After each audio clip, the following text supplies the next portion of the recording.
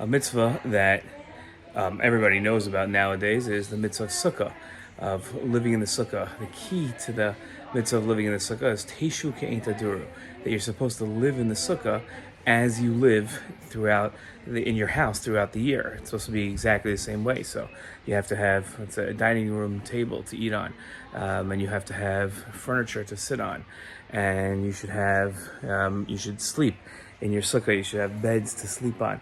So you should be living in the sukkah exactly as you live in your house. Now there are different exceptions about weather and bugs and different things of that nature, but that's really how one is supposed to live in the sukkah. An interesting question that comes up with sukkah is when to make the bracha leishev basukkah. Most of the time, we make a bracha before we perform a mitzvah. So, for instance, we make a bracha before we light candles.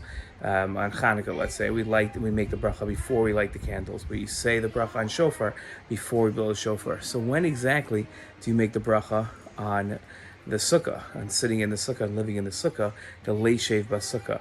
And here you have a great debate. Yemenite Jews make it before they walk into the sukkah because they feel the minute you walk into the sukkah, you fulfill the mitzvah.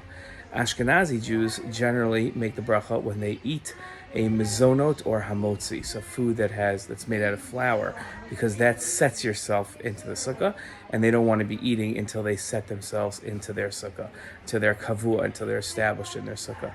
That's some interesting ideas on the mitzvah of sukkah. Chag Sameach.